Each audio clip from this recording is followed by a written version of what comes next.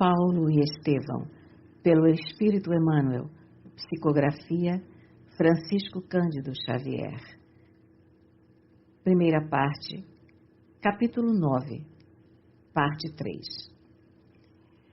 Saulo calculou a extensão daquela generosidade espontânea e teve os olhos úmidos.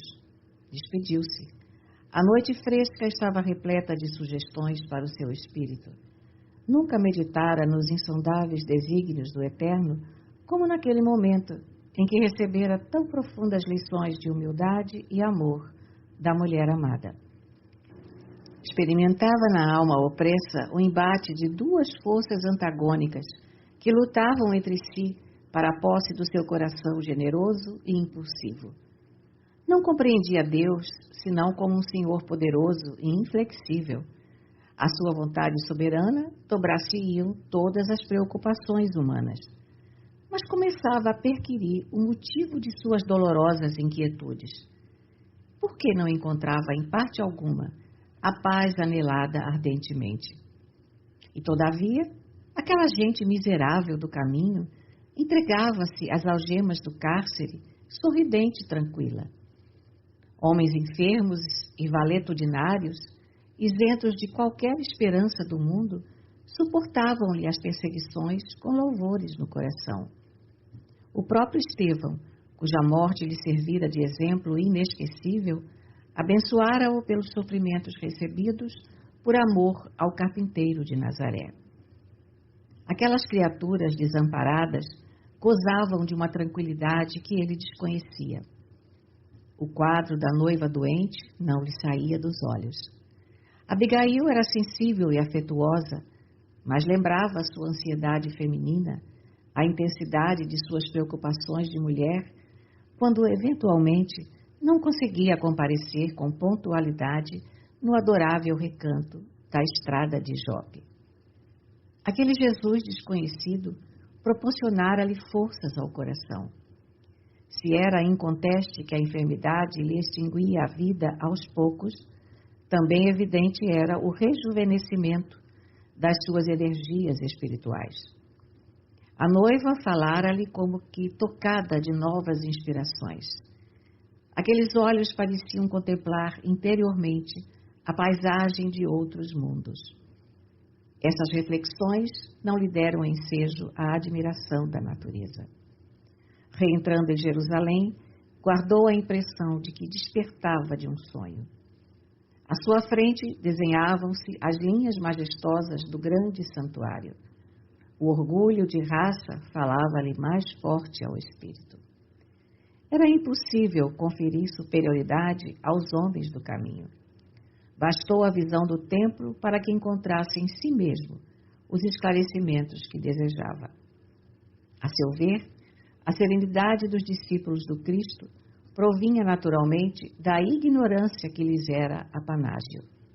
Geralmente, os que se afeiçoavam aos galileus eram apenas criaturas que o mundo desclassificara pela decadência física, pela educação falha, pelo supremo abandono. O homem de responsabilidade, por certo, não poderia encontrar a paz a preço tão vil. Figurar-se-lhe-ia haver resolvido o problema. Continuaria a luta. Contava com o breve restabelecimento da noiva. Logo que possível, desposaria Abigail e, com facilidade, dissuadi-la-ia dos fantasiosos quão perigosos engodos daqueles ensinamentos condenados. Do âmbito do seu lar feliz, prosseguiria na perseguição de quantos esquecessem a lei, trocando-a por outros princípios. Esses raciocínios lhe acalmaram, de certo modo, as inquietações. Mas no dia seguinte, manhã alta, o mensageiro de Zacarias golpeava-lhe a alma com uma notícia grave. Abigail piorara, estava agonizante. Incontinente, tomou o caminho de Jope, ansioso de arrebatar a bem-amada ao perigo iminente. Ruth e o marido estavam desolados.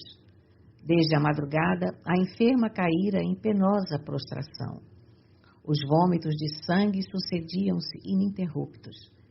Dir-se-ia que só esperava a visita do noivo para morrer. Saulo escutou-os, lívido como cera. Mudo, dirigiu-se para o quarto, onde o ar fresco penetrava embalsamado, trazendo a mensagem das flores do pomar e do jardim, que pareciam enviar despedidas, as mãos delicadas e carinhosas que lhes haviam dado a vida. Abigail recebeu com um raio de infinita alegria nos olhos translúcidos. O tom de marfim do semblante abatido acentuara-se rapidamente.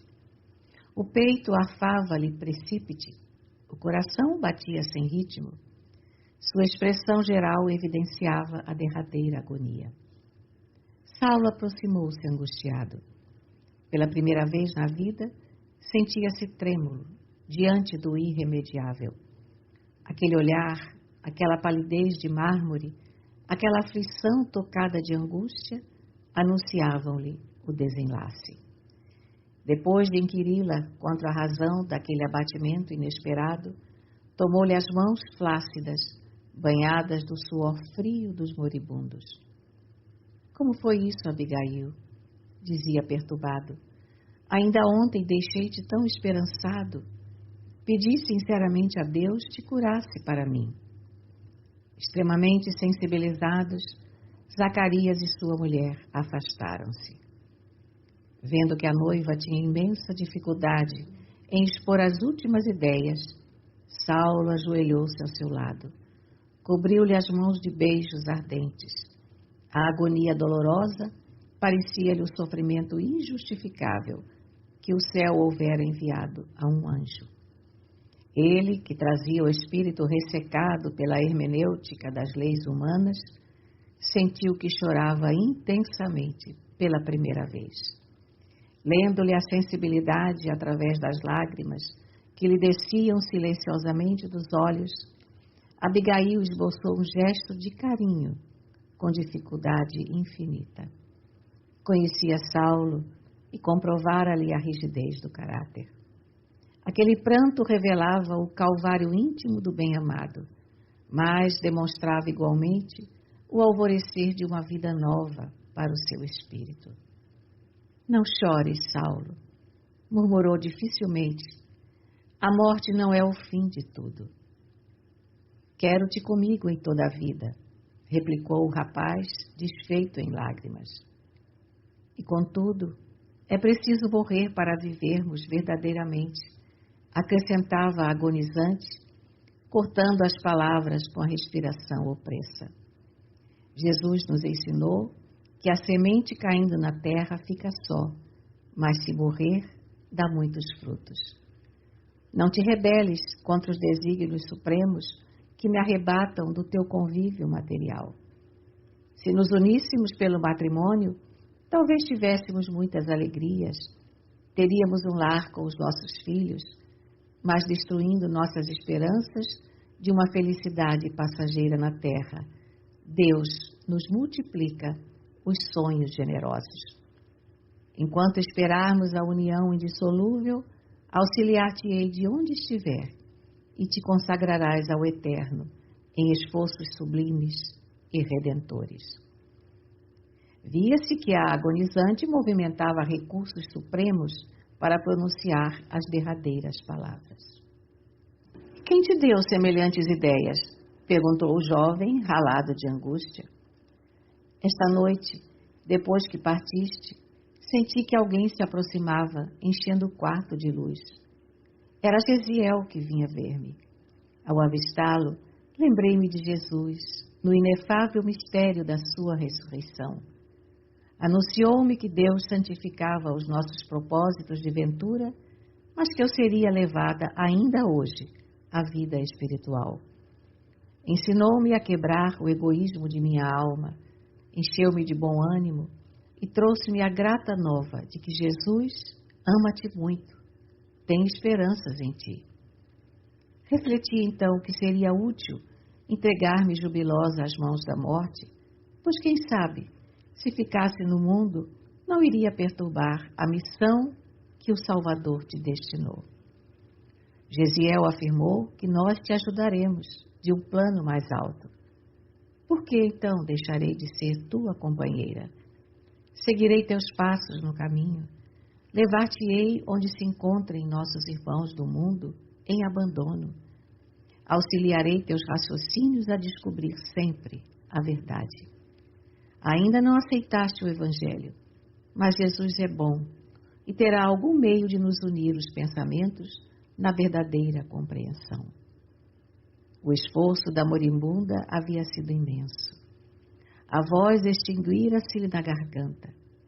De seus olhos profundamente lúcidos, as lágrimas corriam abundantes. Abigail, Abigail, gritava Saulo desesperado.